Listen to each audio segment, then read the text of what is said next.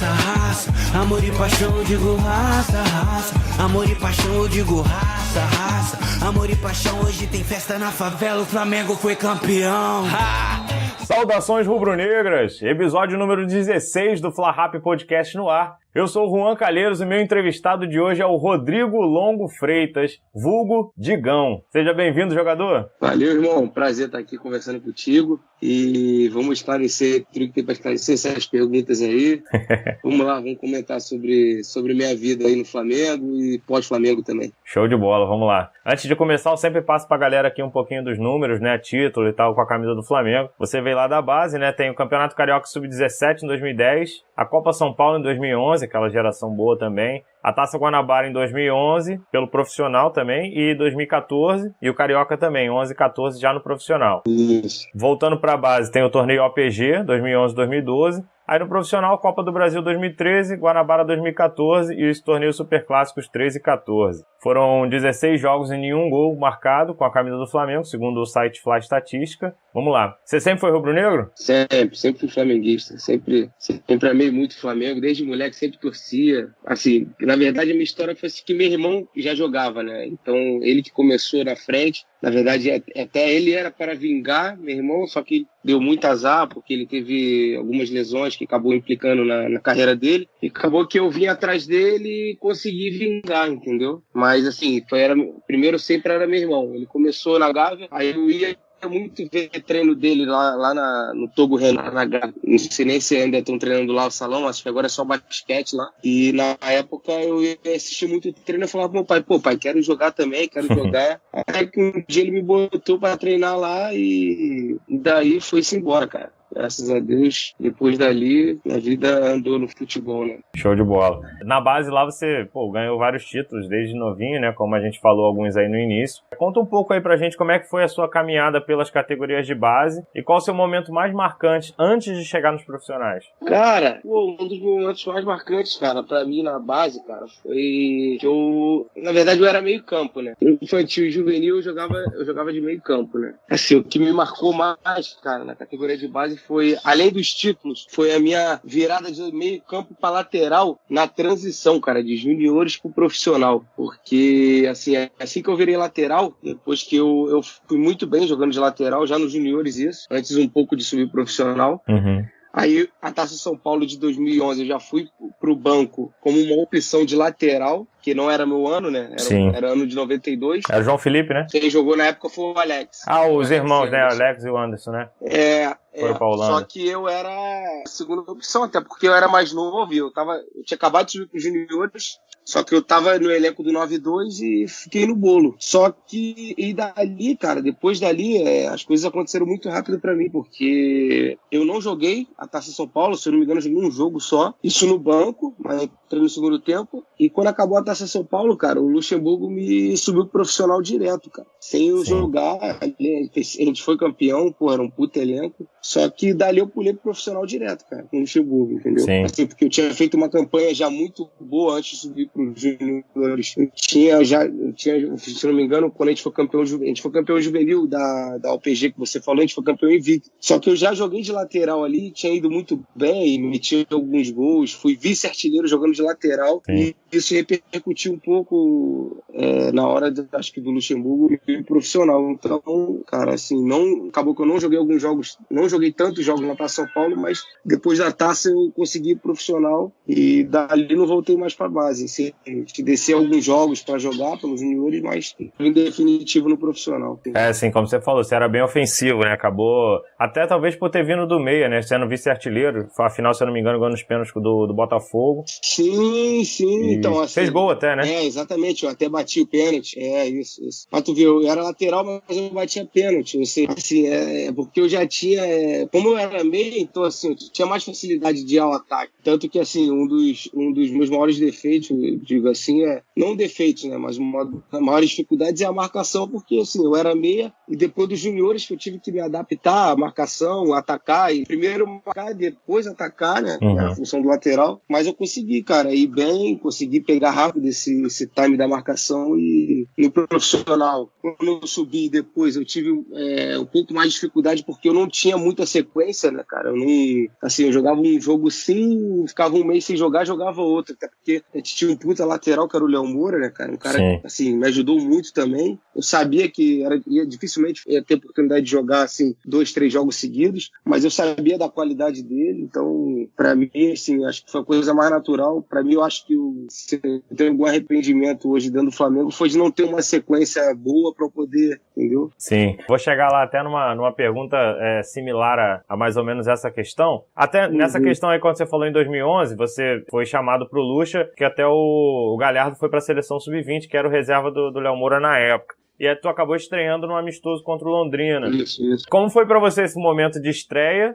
E também desde a sua chamada do Luxemburgo até entrar no gramado, assim. Foi uma coisa que, pô, ele te avisou, tu já ficou nervoso até chegar no jogo, como é que foi? Pô, pra mim foi um momento mágico, cara. Porque assim que acabou a Taça São Paulo, ele promoveu alguns que tinham jogado, acho que eu, Tomás, Lohan. Se eu não me engano, o Vitor Hugo. Lohan também, isso. Rafinha. Sim. E, cara, pra mim foi um momento único na minha carreira, cara, porque eu não imaginava isso, né? Até porque eu não via jogar na Taça, então quando ele me chamou, que a gente fez a pré-temporada lá, eu fiquei um pouco surpreso e feliz ao mesmo tempo. E a estreia, cara, lá no... Mesmo sendo amistoso, cara, parecia que a ficha ainda não tinha caído, né, cara? Porque a gente tô desde moleque dentro do Flamengo, né, cara? Desde 7 anos, então, assim, a gente sabe o quanto é difícil, cara, o funil que é você sair do salão pra chegar ao profissional. Quantos ficaram pelo caminho, isso, se eu botar para tu, consigo falar pra você no dedo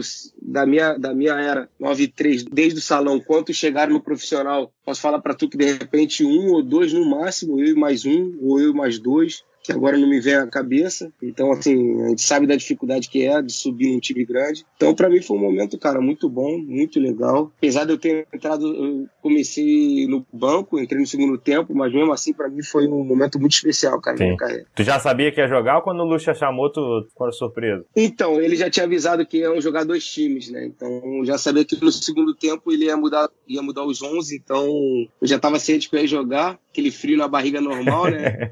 Era novinho, só que o estádio tava cheio, né, cara? Porque a torcida do Flamengo, pô, é grande em qualquer lugar. Mas foi um momento muito bom, cara, muito bom na minha carreira. Show de bola. Até uma pergunta interna, assim. Você fazendo parte daquela geração lá de 2011, campeã da Copinha. Você, olhando de dentro, quem você olhava e falava, pô, esse moleque que vai estourar? Ah, cara, eu vou te falar, ali eu vou te dar muitos nomes, cara, porque o nosso time era muito bom, cara. Nosso time era muito bom. Desde o momento que a gente viajou, cara, a gente já tinha em mente que a gente ia chegar. Se a gente ia ser campeão ou não, a gente não sabia. Mas que a gente ia chegar, a gente sabia porque o time era muito bom, cara. Pelo que eu penso, juntou as 2 melhores categorias do Flamengo, foi 92 e 93. 2 gerações que, pra mim, os que mais vingaram da base profissional. Então, pô, tinha nomes como Muralha, Tomás, próprio Negueba, próprio Han, que hoje agora não tá desempregado, não tá jogando, mas pra mim era um cara que eu tinha em mente que, pô, também iria chegar. Próprio Cezão, goleiro, Frauches, o próprio Marlinho. Pra tu ver, se tu pegar o time aí, tu puxar a lista dos 18, tu vai ver que praticamente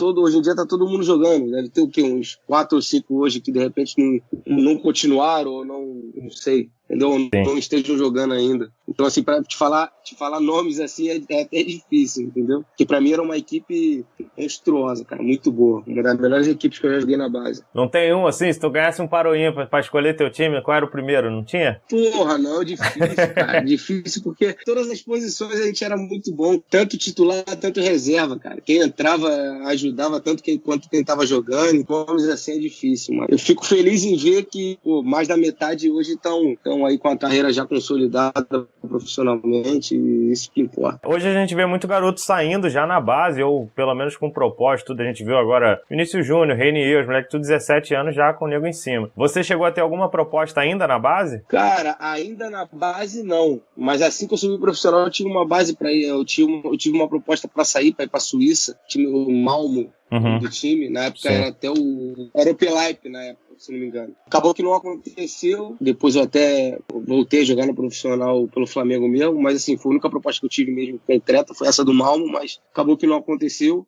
O Pelaipe achava que na época não era correto, mas foi a única proposta que chegou pra mim, entendeu? Saquei. Como você falou, era uma geração muito boa ali, a mistura dos 2 anos. E a gente sabe que de um ano pro outro acaba mudando algumas peças no time e tal, mas outras também ficam, né? E o time da Copinha de 2012 acabou sendo eliminado na primeira fase. O que você acha que mudou tanto para passar de detentor do título, né, atual campeão, para um time eliminado na primeira fase, de um ano pro outro? Pô, cara, eu vou te falar, é difícil te falar, porque assim, tanto 2011 tanto 2012, cara, juntou também uma outra era do Flamengo que também era boa, 9-4, que juntou 9-3, 9-4, mas acabou que não deu liga, cara. O time, a gente não conseguiu fazer bons jogos, a gente jogou 3 jogos lá classificatórios, né, que são os 3 primeiros jogos da taça, só que fizemos jogos muito ruins, cara, muito ruins, e na época eu lembro que eu Tomás e o Muralha, a gente desceu do profissional pra jogar a taça, a gente não tava jogando profissional, isso é a coisa mais normal hoje no futebol. Uhum. Só que acabou que o time não encaixou, cara. A gente não conseguiu.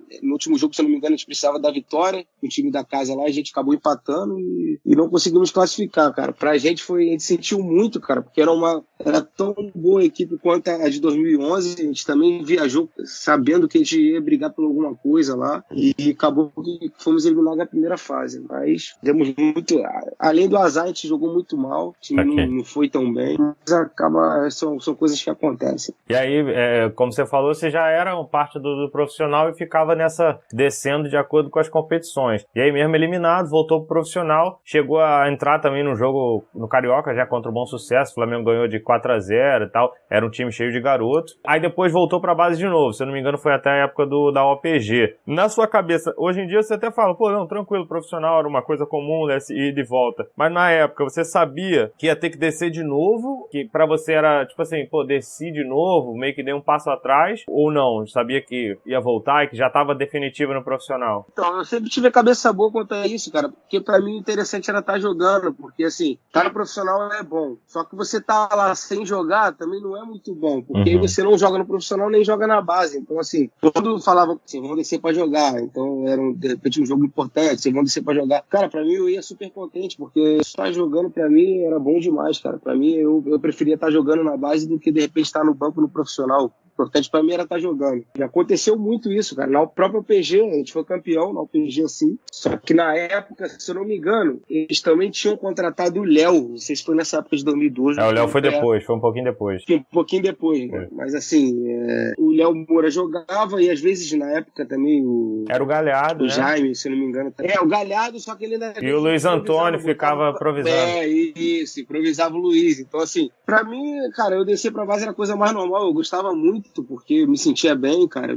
O treinador gostava de mim, eu gostava da rapaziada também, tanto 93, 94, 92. Então, pra mim, eu tinha a cabeça bem aberta quanto a isso, porque pra mim o importante era estar jogando, entendeu? Sim, então era tranquilo, né?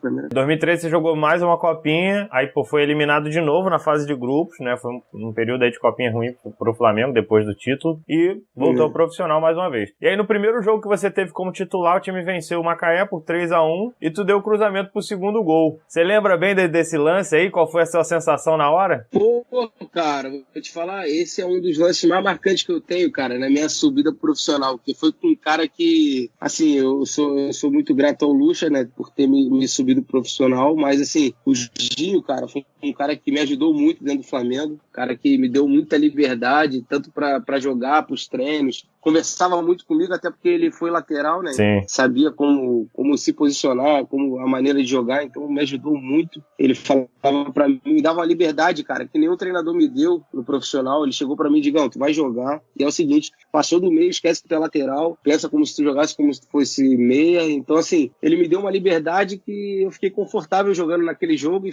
pra mim foi um dos meus melhores jogos do profissional, porque eu tava precisando dessa liberdade, dessa confiança. Então, para mim, hoje, esse jogo do Macaé é um dos jogos mais importantes para mim. Assim, foi um jogo do Campeonato Carioca, mas é um dos jogos mais importantes para mim, porque eu fiz uma bela atuação e, assim, o Jorginho me passou tudo que eu precisava, entendeu? Toda a confiança que eu precisava, ele depositou em mim. Então, sou muito grato a ele. Quase chorou na hora, né? Pô, cara, é um sentimento muito bom, cara, muito bom. Só quem vive esse momento pode falar, cara, porque ainda mais eu vindo da base, né, cara? Então, assim, a gente tem um sonho de chegar ao profissional, né, cara? A gente não imagina isso, mas depois que começa a ficar sério o negócio, a gente começa a pensar um pouco maior e quando a gente vê acontecer isso aí, a gente sabe da dificuldade que é, como eu te falei, é um funil muito grande, principalmente em time grande, cara, é um funil muito grande. Então, um sentimento que eu vou levar pro resto da vida. Sim, sim. E aí, como você falou, o Jorginho, que era o treinador naquela época, ele chegou até a declarar na imprensa que contava com você aí pro Brasileirão o resto do ano. Como você falou, pô, te deu liberdade e tudo mais. Mas não só ele, como também depois o Dorival e o Mano Menezes, várias vezes preferiram improvisar o Luiz Antônio, como a gente citou aqui, em vez de colocar você pra jogar, quando não tinha alguém na lateral, né, digamos assim. Pra você, como era essa situação? Ficava alguma chateação, assim, pô, eu sou lateral, cara, tô aqui pra jogar e o cara bota um meia, digamos assim? Fica.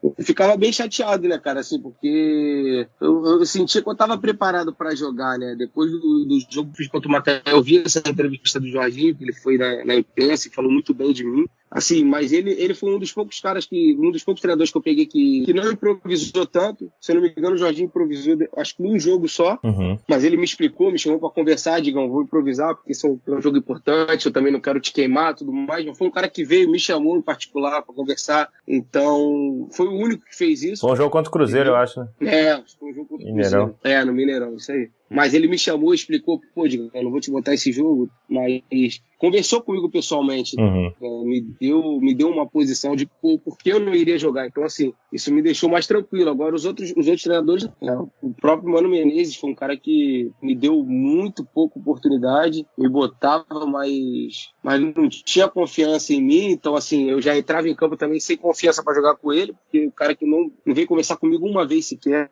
Até num jogo contra o Grêmio, cara, se eu não me engano, em Brasília, ele me tirou no intervalo e foi uma coisa que me deixou bem chateado, porque assim, eu não tinha acabado de subir, mas assim, era um jogo importante pra mim, o Grêmio veio com o time titular, a gente também, e eu tava com a oportunidade de jogar de titular, era uma das poucas oportunidades que eu tinha de mostrar o meu talento, e ele me tirou no intervalo, então depois dali eu fiquei bem chateado, continuei no profissional com ele, mas não tive mais oportunidade. Fui jogar depois de um tempo, que pra mim isso pra mim me machucou muito dentro do Flamengo. Eu jogava um jogo sim, depois outro jogo muito tempo depois, a não ser quando de repente a gente jogava com o time reserva. Então eu ficava bem sentido quanto a isso, de questão de improvisar, não vou te botar, mas improvisar, assim. O único cara que eu realmente não fiquei chateado foi o Jorginho, porque o cara, pra mim, um cara muito correto, me chamou pra conversar, me explicou por que não iria me botar, e foi o único a falar o porquê não estava me botando. Então, assim, eu ficava bem chateado, mas com o Jorginho eu fiquei tranquilo, consegui relevar de boa, a cabeça ficou boa, com os outros treinadores já foi diferente, entendeu? Cara, eu me arrisco a dizer que desde a era do Léo Moura até hoje, o Flamengo sofre com essa questão de reserva, pelo menos para a lateral direita. Por que você acha que isso acontece? E mesmo acontecendo isso, os meninos da base quase nunca têm sequência nessa posição. Por exemplo, você era um destaque, o Clebinho era um destaque agora, e não jogavam. Tipo assim, improvisava, botava os caras em má fase dando sequência e não viu os moleques. Perfeito. Por que você acha que isso acontece? Eu te dou razão. Cara, não só nessa posição, cara. Eu acho que o Flamengo peca muito quanto a isso. Agora que eles estão dando mais sequência pro moleque da base, né? Até porque com esse time também, porra... Fica difícil, né?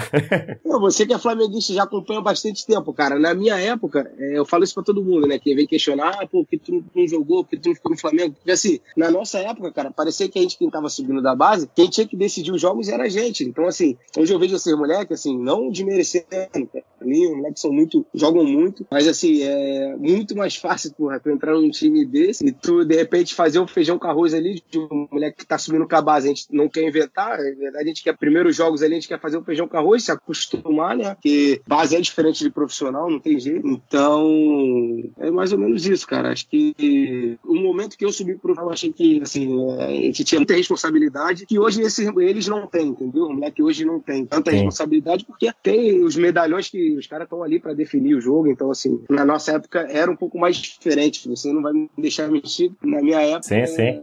Se tu vê um time e vê o outro, né, não tem jeito. Então, assim, acho que a carga era muito grande em cima da gente e isso eu acho que acabou prejudicando um pouco, porque a gente entrava em campo achando que quem tinha que decidir os jogos era a gente, né? Então, eu acho que na nossa época foi muito mais difícil. Além da sequência, né? Eu acho que a gente não tinha muita sequência. Tu falou do Clebinho também, pra mim, um moleque muito bom, um bom lateral. Também não teve sequência. Não sei porquê. Na minha época também foi assim. E até hoje o Flamengo sofre com essa questão de lateral. Assim, contratou agora o lateral que veio do Bangu, né? Um moleque novo, esqueci o nome dele. João Lucas. Sempre fica naquela dependência de lateral, né? Ah, não tem reserva, não tem. Na minha época, quando eu subi, ainda não tinha o Léo. Aí depois contrataram o Léo. Falei, pô, agora que eu não vou jogar mesmo. Mas assim, ficava como terceira opção. Aí depois disso eu achei melhor. Aí quando eles me chamaram, eu falei, pô, é melhor pra mim, acho que ser emprestado, porque aqui eu não vou jogar, então pra mim é melhor ser emprestado. Foi quando eu fui pro América de Natal, né? Emprestado. Sim. Mas antes você tava naquele grupo campeão da Copa do Brasil em 2013. Tem alguma história de bastidor aí daquele título e como foi pra você fazer parte daquele grupo? Pô, cara, que isso. Aquele grupo ali, pra mim, foi um dos melhores grupos que eu peguei no profissional, cara. Tinham muitos medalhões também, né? André Santos, o Eli, Felipe no gol. Tem mais alguns Ricão. Os caras, pô, nomeado, cara, que os caras abraçavam a gente, cara. O próprio André Santos, pra mim, eu falo que foi um pai pra mim dentro do Flamengo, cara. O cara que me ajudou muito. Sempre pensava na gente, questão de bicho, essas coisas. Ele sempre falava, não, vai dividir entre todo mundo, que o moleque tem que ganhar igual. E isso foi bom porque uniu mais o elenco, né? E acabou que me deu nisso aí, né, cara? Esse título de 2013, cara, que foi encantador, né? A gente fez jogos marcantes demais. Com o Maracanã lotado, pra mim também foi um título mais marcante que eu tenho dentro do base, tanto profissional, pra mim foi o mais marcante, porque eu joguei, acho que eu joguei um jogo, acho que foi muito, mas eu fui praticamente pro banco em todos os jogos, porque a Copa do Brasil tinha era o limite, que era aumentar o limite, né? Jogou contra o Asa, né, se eu não me engano. Foi. Contra o Asa lá em Volta Redonda. Isso mesmo. E, cara, foi, pra mim, um dos títulos mais marcantes que eu tive, cara. Questão de elenco, questão de tudo, cara, tudo. A rapaziada era nota mil. Foi um título também que o Flamengo, tipo assim, tava entrando nessa gestão do Bandeira, ainda montando o time, então não era um título esperado, né? E acabou sendo o único até o ano passado. Foi. Por isso até pegou de surpresa, né, cara? A torcida, no final mesmo, que ela abraçou, né? A gente, se eu não me engano, a gente perdeu pro Cruzeiro, né? Não lembro agora, eu lembro que o Carlos Eduardo meteu gol no finalzinho, eu tava no banco também. E depois a gente veio e fez um jogaço, cara, no Maracanã. O Elias fez o gol no finalzinho. E a gente passou pra final contra o Atlético Paranaense. E foi 2 jogos, cara, muito marcante. O Maracanã lotado. Nunca vi o Maracanã tão cheio, cara. Quando eu entrava no banco, eu tava no banco esse jogo, os 2 jogos. Cara, eu entrava no banco, eu já arrepiava, cara. Eu olhava a torcida mais de 60, eram 60 mil torcedores, cara. E pra mim foi marcante demais, cara. Marcante demais. Torcedor do Flamengo é diferente. Diferente. Não tem, pra mim não tem torcida igual, cara. Não tem torcida igual. 2014 você chegou até a jogar um pouco mais no estadual e foi campeão, né, naquele ano, com o gol do Márcio Araújo, mas, como você adiantou, foi emprestado pro América de Natal em junho, com a chegada do Léo, inclusive, foi nesse ano. Isso. Você entendeu naquela época que seu empréstimo era uma oportunidade de mostrar pra voltar bem e jogar no Flamengo, ou você já sentia assim, pô, acho que o Flamengo já não conta mais comigo, eu tenho que mostrar pra seguir meu rumo? Então, cara, eu já contei que o Flamengo não iria contar mais comigo, porque assim, eu vinha da base, tinha o Léo Moura, eu poderia muito bem ficar ali na sombra do Léo, até porque, assim, não querendo me gabar, mas assim, eu tinha qualidade pra isso, assim, só que acho que não tive sequência pra isso. Então, quando eles contrataram o Léo, pra mim foi um baque, porque eu pensava que eu iria ter uma sequência. Eu falei, pô, pelo menos acabar o Carioca, vai começar o Brasileiro, eu fico ali no banco pro Léo Moura. E quando eu tiver a oportunidade de jogar, eu vou poder jogar. Só que quando contrataram o Léo, eu já sabia que eu não iria jogar mais. Porque quando o Léo Moura não jogasse, eles iam botar o Léo. Então, pra mim, assim, eu falei, pô, quando eu tive a oportunidade, chegou a proposta de empréstimo, eu falei, pô, vou jogar, acho que eu vou pra jogar, pra mim vai ser bom. E era um time que ia jogar a Série B, um time que procurei saber lá, eles pagavam em dia, tinham tudo direitinho, então eu falei, vou, porque é uma cidade boa também. E pra mim, mostrar também, né? Mostrar pro Flamengo que eu tinha a possibilidade de estar jogando no elenco, né? Acabou que eu fui emprestado, mas dei muito azar lá, porque eu acabei rompendo o ligamento cruzado lá, né? Assim que eu cheguei. E não tive a oportunidade que eu queria ter, né? Sim. Poder jogar a Série B. Dei muito azar, mas assim, são coisas que acontecem, né? A gente está disposto a isso todo dia, né? Os treinamentos, e ter uma lesão. Então, foi um bate e volta pra mim, na realidade, né? Com o América de Natal, bati e voltei. Eu voltei, como eu estava emprestado, eu voltei para operar no Flamengo. Depois disso, eu recuperei, né? Recuperei a lesão no Flamengo, mas depois eles falaram que não iriam renovar mais comigo. E dali eu sabia que eu tinha que recuperar o mais rápido possível, né, minha lesão. Eu sabia que eu saí de lá 100%, mas que seria difícil para mim depois voltar a jogar, tudo mais, entendeu? Saquei. Aí seu contrato acabou, né, como você falou, e aí tu foi pro Volta Redonda. Como foi, pô, você começou com 7 anos de idade, como foi pra você ter passado 14 anos dentro do clube, aí ver seu contrato acabar assim, sem ter tido essa sequência nos profissionais que você tinha um sonho, né? E o que você traçou como objetivo a partir dali? Falou, pô, já que não consegui, essa etapa acabou, né, essa etapa do Flamengo, a partir daqui eu vou pensar de tal forma. Como é que foi? Então, cara, pra mim foi um pouco difícil, né, porque assim, eu vinha de lesão, sabia da dificuldade que ia ser para eu voltar a jogar. Então eu sabia que eu tinha que dar 1, 2, 3 passos atrás para depois dar um passo longo lá na frente, né? Eu tive esse start rápido, né? Porque assim, muitos às vezes param ou ficam sem jogar por causa disso, né? Demoram a ter esse estalo, né, na carreira, porque assim, tem que ter essa humildade, né, de retornar, de dar 2 ou 3 passos para trás. Uma mudança de realidade, né? Flamengo para começar de novo em clubes menores. Claro, e assim, a maioria dos jogadores, assim, muitos que não aceitam isso, né, cara? Tem a cabeça, não vou sair do Flamengo pra jogar no Volta Redonda, não vou, prefiro ficar sem jogar, o caramba, e às vezes para de jogar, perde a oportunidade e já era. Então, assim, eu botei na cabeça que eu tinha que voltar a jogar, voltar pra vitrine novamente, né? Até porque eu vinha de lesão, vinha de 6, 7 meses sem jogar uma partida oficial. E o Zada, na época, me ligou, era o diretor do Volta Redonda, e falou, pô, Digão, como é que tu tá? Isso aqui, fiquei sabendo que o Flamengo não vai renovar contigo. E perguntou se eu só queria ir jogar no Volta Redonda, né? Na época, o Carioca, se eu não me engano, ou era Taça Rio. E eu falei, não, Zada, pô, pra mim, assim, é ruim pra mim, porque eu vou ter que sair do Rio, né? Rio pra Volta Redonda, mas pra mim, voltar a jogar, pra mim seria bom, porque eu não vou estar tão longe do Rio, não vou estar longe da minha família, então, se eu for pra jogar, pra mim é bom. Ele, não, tu vai vir pra jogar, a gente conta com você. Aí eu expliquei, ele, não, eu sei que você tá vindo de lesão, mas sei que você tá 100%, e fui pra lá. Só que assim que eu cheguei no Volta Redonda, antes de eu assinar um contrato com eles, chegou uma proposta da Portuguesa, de São Paulo,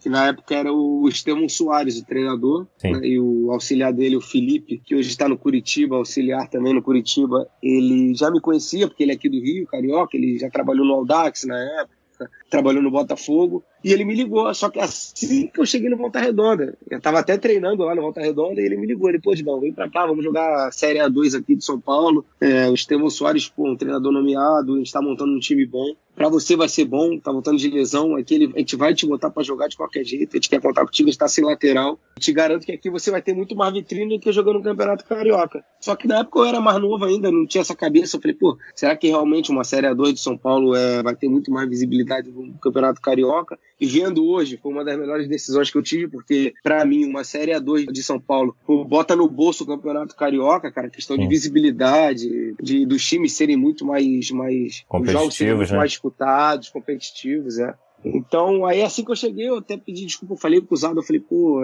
peço desculpa a vocês, mas chegou uma proposta pra mim que acho que é irrecusável da Portuguesa. Na época a Portuguesa ainda estava com problemas financeiros, eu sabia que eu teria problema, questão de salário, essas coisas, mas eu sabia que pra minha carreira, pensando lá na frente, seria importante, porque o que eu estava precisando na época era sequência de jogos e visibilidade para poder voltar à vitrine. Então, assim, acabou que eu fui pro Portuguesa depois, aí assinei lá, joguei, acho que se não me me engano, cara, 17 ou 16 jogos do Campeonato da Série A2.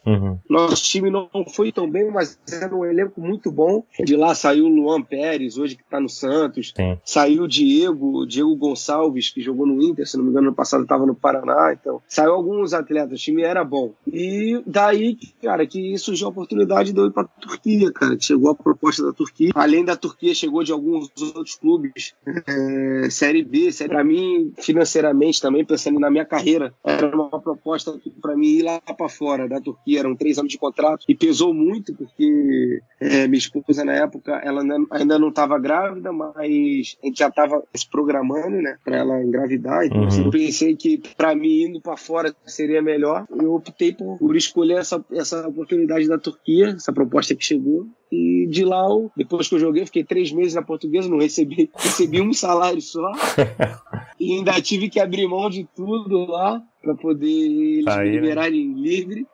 Mas não é pelo de nada, só tenho a agradecer a Portuguesa, porque se eu não tivesse ido para lá, se eles não tivessem abrido a porta para mim, hoje de repente eu não estaria e teria ido para a Turquia, né? Sou grato a eles lá, agradeço muito, apesar das dificuldades que a gente teve no clube lá, financeira, mas nunca faltou nada pra gente lá. Vou ser eterno grato a esse clube. Com certeza. Aí, pô, tu já te explicou aí como é que foi mais ou menos a sua ponte aérea aí portuguesa a Adanaspor, mas qual foi a sua principal dificuldade de adaptação quando chegou na Turquia? Cara, minha principal adaptação, cara, pra mim foi a língua, cara. Foi falar, se comunicar, porque lá eles não falam inglês. Hoje já sabe falar? Tá, agora eu falo 60% do turco, eu já falo, cara. Eu fiquei 4 anos lá, né? Sim. O contrato iria até agora, até o meio desse ano. Na internet até consta ainda que ainda tem contrato lá, mas eu encerrei. Em dezembro agora eu rescindi lá. Mas a minha principal dificuldade foi essa, foi a língua, cara. Porque eu fui com a cabeça achando que eles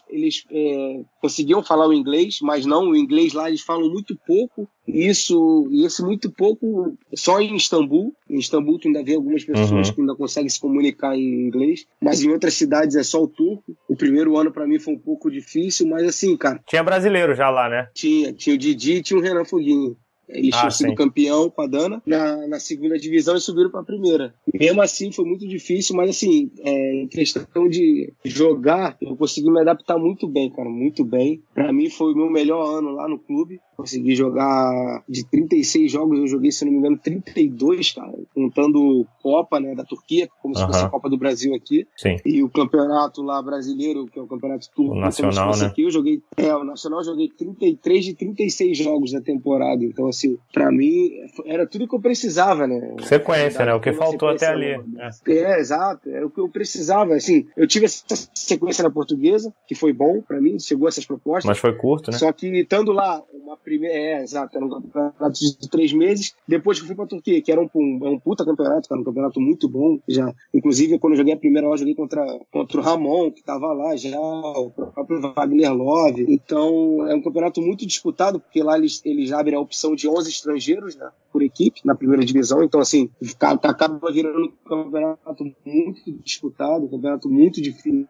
E assim que eu cheguei no primeiro ano, eu consegui me adaptar muito, muito rápido. Dei 2 ou 3 assistências e fiz um gol no meu primeiro ano lá. Então, pra mim, entre esses 4 anos, foi o meu melhor ano lá, porque foi o que eu te falei, eu tive essa sequência que eu queria ter, né, anual, de poder jogar vários jogos na sequência, e foi o que eu tive lá, e graças a dali eu consegui deslanchar. Pô, você ficou 4 temporadas lá, como você falou, jogando. Acho que todas elas você acabou tendo uma regularidade aí. Sim. O que você diria que fez de diferente em relação às suas outras experiências para te proporcionar essa estabilidade? Ou foi simplesmente confiança do clube? Cara, além da confiança, eu cheguei lá muito mais maduro, né, do que eu era no Flamengo, né? No Flamengo eu era mais novo, então assim, esse campeonato que eu fiz na Portuguesa também me ajudou muito. Era um campeonato muito disputado, também muito bom, e eu tive a sequência. Então quando eu cheguei lá, eu cheguei com muita confiança. Eles tinham um lateral turco lá, que era um lateral que tinha jogado na seleção, e na pré-temporada ele acabou se machucando, e eu comecei o campeonato jogando titular, e depois daí, cara, eu não saí mais do time. Tanto que esse lateral turco, que era o da seleção, nunca mais jogou. Ele jogou alguns jogos da Copa, os únicos que eu não joguei, mas o que pesou muito foi a confiança, cara. Acho que confiança pra mim foi tudo lá. Tive muita confiança, eles me deram muita liberdade, então acho que esse foi o ponto crucial aí pra eu ter vingado lá, entendeu? Entendi. Enquanto você estava lá, e até agora mesmo, que você acabou de rescindir, apesar da gente estar nessa pandemia sem saber como é que vai ficar, você teve alguma proposta para voltar para o Brasil nesse período e até atualmente? E se você tem como objetivo também voltar para o Flamengo um dia? Então, quando eu rescindi lá, assim que eu voltei para o Brasil, eu tive a proposta do Inter de Limeira, o treinador era até o Elano, ele já me conhecia do Flamengo, que eu peguei ele. E ele tinha me chamado pra lá, só que, se eu não me engano, foi de janeiro pra fevereiro, cara. O campeonato tava pra começar, ou tinha começado, acho que um jogo ainda. Só que já tava nessa loucura de começar essa pandemia. Uhum. O campeonato lá ia parar, na verdade parou o Paulista, né? E antes disso, além do Inter de Limeira, tinha chegado uma proposta do CSA também, mas também não concretizou devido a essa pandemia, né? Porque congelou tudo, né? O mundo do futebol parou, não só aqui no Brasil, no planeta inteiro. Tá voltando agora, né? Acabou que não aconteceu.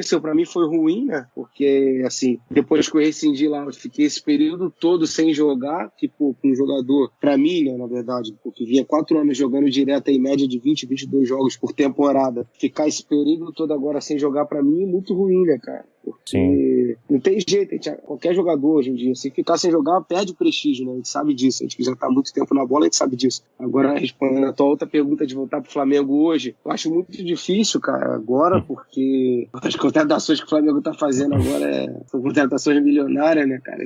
Só vão em contratações agora pontuais, até porque, pô, tem um puta elenco, e pra mim vai ganhar tudo esse ano, né? Não sei como é que vai ser, né, devido a essa pandemia, como vai ficar os campeonatos, mas pra mim é um dos melhores times do Brasil disparado, vai vir pra ganhar tudo. Então hoje eu não vejo eu voltando pro Flamengo, ser sincero, muito difícil até. Acho que pra mim o principal agora é voltar a jogar, né? Como eu te falei lá atrás, pra mim de repente agora é ter que dar mais um passo atrás novamente, devido a esse período que eu fiquei sem jogar, infelizmente por causa dessa pandemia, voltar a vitrine novamente, daí voltar, né, cara, a elite, se Deus quiser, entendeu? Até porque agora eu tô com 27 anos. Tem chão ainda.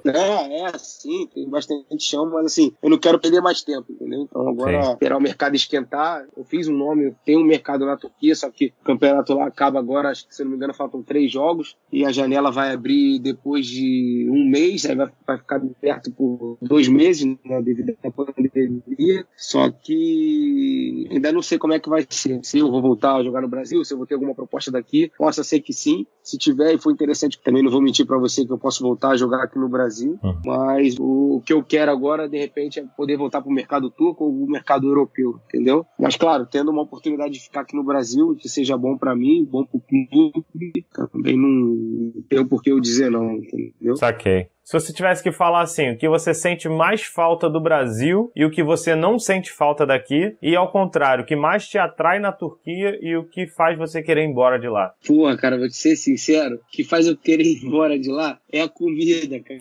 Na moral, porque, cara, não poder ter feijão, que lá não tem um monte de coisa, cara, é muito difícil te falar. Além da saudade da família, claro, dos meus pais, né, do meu irmão, da minha mãe, que não podem estar comigo lá direto, né? Eu fico com a minha esposa, com a minha filha, mas além da saudade que fica da família, essa questão da comida é o que me faz querer voltar também, cara, porque dá até agonia. Eu costumo, quando eu vou pra lá, eu sempre levo, sempre uma mala de 32 quilos só com comida, feijão, o nosso arroz aqui, que o arroz deles lá é diferente, Toddy, Nescau, essas coisas que não tem lá, leite moça, as besteiras que a gente tem aqui, que a gente não tem lá e que faz uma falta, cara. Perguntar pra qualquer brasileiro que joga lá, tu vai saber, cara, faz uma falta muito grande. Assim, falando da parte ruim, agora falando da parte boa, cara, questão de segurança, saúde, cara, educação, pra mim é uma coisa que me faz ficar lá do que voltar pro Brasil, cara. Lá eles são muito respeitosos, tem um país pra mim que passam aqui muitas coisas que apenas só coisas ruins de lá, questão de guerra, que já não tem há muito tempo, um país, cara, nota 1000 nesse quesito, então hoje se eu tivesse a oportunidade de repente de ficar lá e vir pro Brasil de repente pra passar 2, 3 meses, de ser sincero, eu ficaria lá com a minha família, porque é um país muito avançado, questão de segurança, saúde, tudo, cara, educação, muito, muito bacana, cara, muito bacana, entendeu? Em relação ao Brasil seria ao contrário? O que te faz querer ir embora é a saudade da família e comida, é o que você sente falta, e o que não sente é essa questão de infraestrutura? Porra, cara, vou te falar, o que me faz ficar no Brasil e não querer voltar pra Turquia é o que eu faço muito aqui, que é jogar futebol, soltar pipa, que eu gosto muito também. Pescou hoje também, né? Pesquei, fui a pescaria, eu gosto muito também. Então são coisas que eu sinto muita falta lá. Mas o quê? Tem o poker também, que eu gosto de jogar, um dos hobbies que eu tenho, que eu gosto também. Então, assim, são coisas que eu sinto bastante falta daqui do Brasil lá, mas em questão de segurança para minha própria filha, né, cara? Depois que a gente vira pai, a gente tem essa visão, né? A gente pensa, logicamente, primeiramente, sempre na nossa filha, na nossa família, né? Hoje eu vejo o Brasil muito ultrapassado nessa questão, nesse quesito. Eu queria muito que ela crescesse, nascesse lá na Turquia. Ela nasceu aqui no Brasil, mas foi com 3 meses para lá, mas assim, queria que ela estivesse lá para poder aprender o inglês, falar o próprio turco, e o português ela iria falar automaticamente, porque eu e minha esposa, a gente fala o português, então ela acaba pegando. Assim, nesse quesito eu preferia que a gente, né, ficasse lá, mais pensando na minha filha, entendeu? Ela nasceu lá, não? Nasceu aqui? Minha esposa engravidou lá, só que a gente preferiu nascer aqui por essa questão que eu te falei, né? Assim, não da saúde, mas assim, a questão de poder se comunicar, de repente de acontecer alguma coisa lá. No primeiro, a gente só teve tradutor nos 2 primeiros anos lá. Os outros 2 a gente ficou sem tradutor. Então, assim, era um pouco difícil, apesar desses 2 anos eu ter aprendido alguma coisa,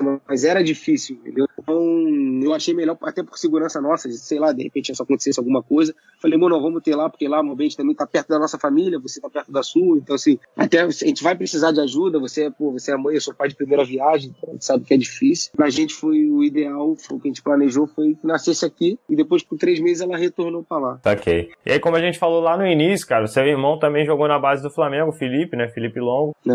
Jogou e tal, acabou não seguindo por conta de lesão, como você falou, mas, se eu não me engano, ele tá jogando futebol de 7, é isso? Joga até hoje, muita qualidade. Eu joguei contra, posso falar até, o maluco é bom mesmo. Você tem alguma pretensão de migrar pra modalidade depois que parar, alguma coisa assim? Cara, difícil.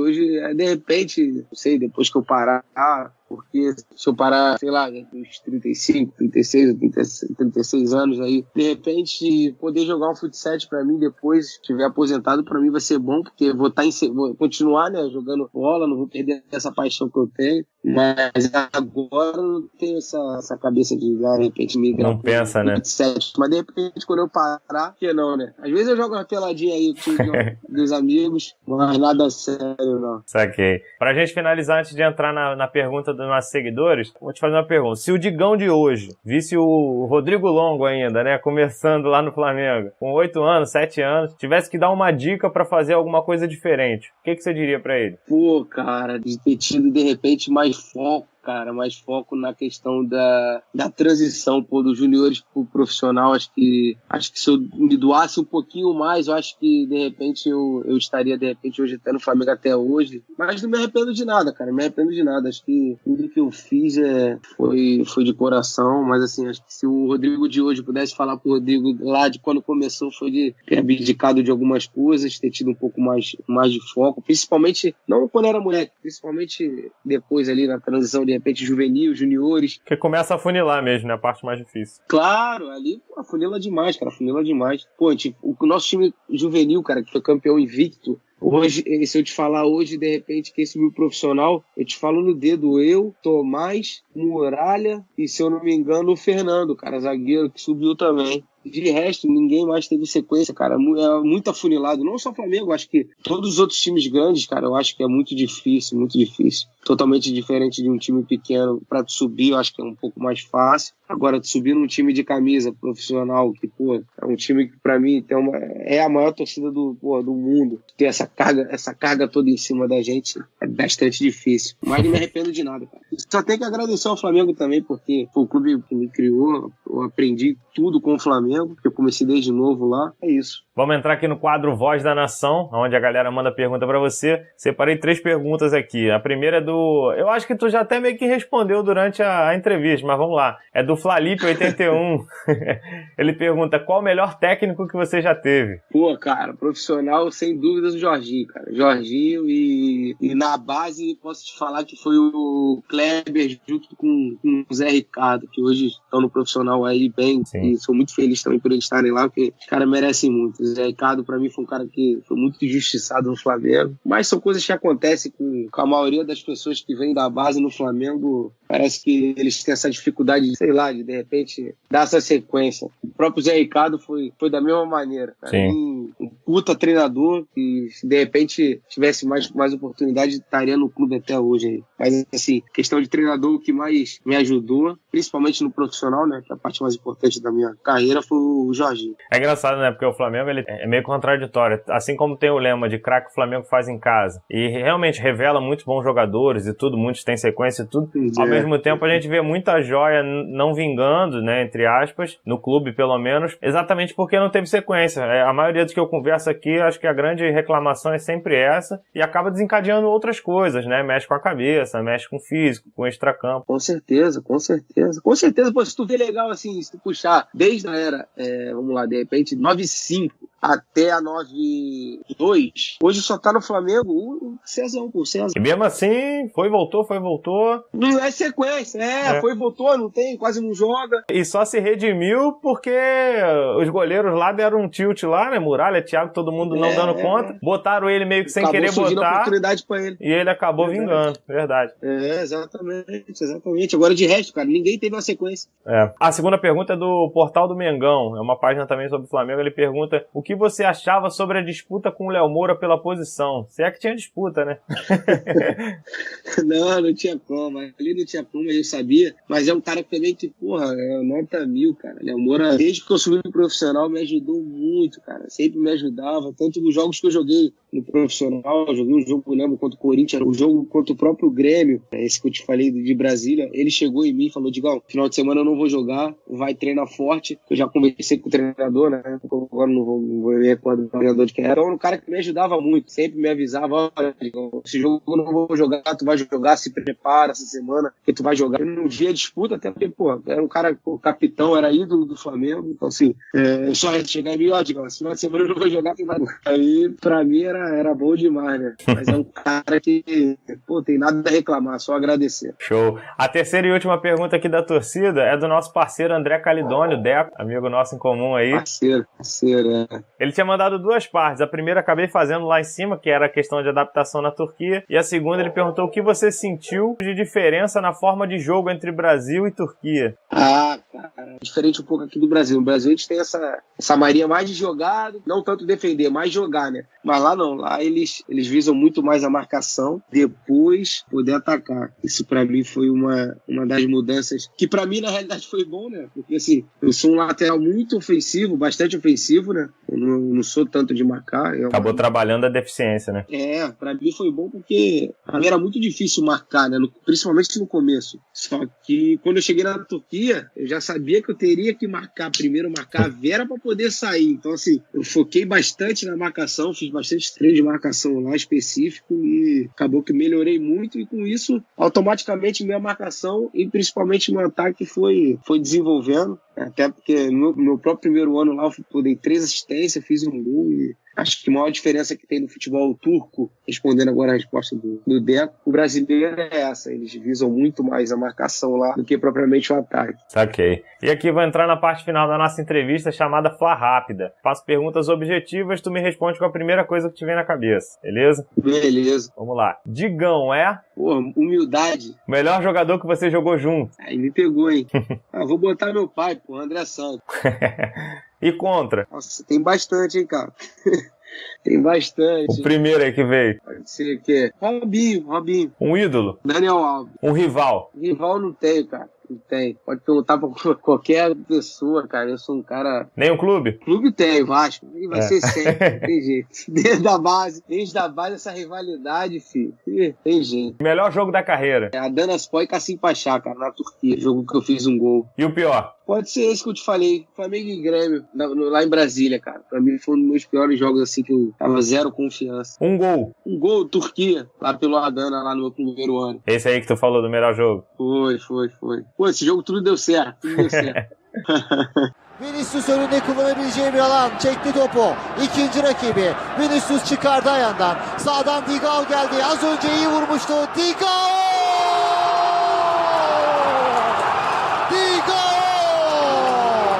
Az önce iyi vurmuştu. Şimdi mükemmel vurdu. Digao! Harika bir gol. Na minha carreira faltou, ou falta, né, ainda? Na minha carreira faltou, cara. O que faltou na minha carreira? Não sei te dizer, essa daí é difícil. Essa é difícil. Ah, não sei, essa eu não vou saber te responder, não, cara. Tranquilo. Meu auge foi? Meu auge foi no Adanaspor, cara, meus 2 primeiros anos na Turquia, como profissional. Pra finalizar, vou falar 4 números de camisa. Você me fala o primeiro jogador que te vem na cabeça com esse número. Beleza. Número 6. Roberto Carlos. Número 4. Ronaldo Angelim. Número 22. Número 22 é Daniel Alves e Digão, filho. E agora, número 2 também. Número 2, vou te botar o Léo Moura, cara. Léo Moura, que é um cara que eu tenho como ídolo, tanto quanto o Daniel Alves, é um cara que eu tenho como ídolo, um cara que me ajudou muito na minha carreira profissional. Show de bola. Digão, a gente fica por aqui, nossa entrevista. Te agradeço muito aí pelo papo, foi maneiro aí a gente trocar essa ideia. Deixa aí o espaço, se quiser falar suas considerações finais, deixar uma mensagem, pode ficar à vontade. Valeu, Juan, obrigado, cara. Eu te agradeço, pô, te parabenizo também pela sua página. Pô, te vi lá, eu puxei, vi tua página, vi tuas posts, vi que tu, pô, fanzaço do Flamengo já há anos, e eu acho isso maneiro demais. Um beijo pra minha família, pra todos os amigos aí, um abraço especial pro Deco aí também, parceiro, quando tua pergunta. E é isso, pô. Te agradecer aí também pela entrevista e tamo junto, que precisar aí, só dá um toque, que a gente volta a trocar outra ideia também novamente, de repente, outra oportunidade. Valeu? Valeu, Digão, te agradeço. Valeu, irmão. Grande abraço, irmão. Abração, fica com Deus. Esse foi o lateral direito Digão, bem bacana aí, acabou que vendo coisas em comum, os parceiros aqui mora no mesmo bairro que eu, morava pelo menos. Continuem seguindo a nossa página, @FlaRapOriginal, eu sou o @CalheiroJuan, o nosso convidado @Digão Longo, e os parceiros @Trave de Chinelo _oficial, a loja @foot.esport _oficial, onde tem 15% de desconto nas camisas, e também o @Clube Retro RJ, e com o cupom FLARAP você tem desconto também nas camisas retrô do Mengão. Esse e outros podcasts você pode ouvir pelo Anchor, pelo Spotify e também pelo nosso canal no YouTube FlaRap Original. Deixem seu like, se inscrevam, ativem as notificações lá no sininho e grande abraço. Aqui é raça, amor e paixão. Sem tempo pra Nutella, tem gol do Gabigol e vai ser festa na favela. G9 é artilheiro, ninguém segura o pique. Acelerando no campo, joga muito Bruno Henrique. Nem tenta alcançar que é burrice. No comando da zaga, Rodrigo Caio, é claro que é xerife. Isso é Mengão, segura a ginga. É manual do Vapo, Gerson, nosso Coringa. Vitinho e Renier, a torcida perde a linha com a dupla mais pesada. Felipe, Luiz, Rafinha. É bicicleta, é chapéu, é caneta.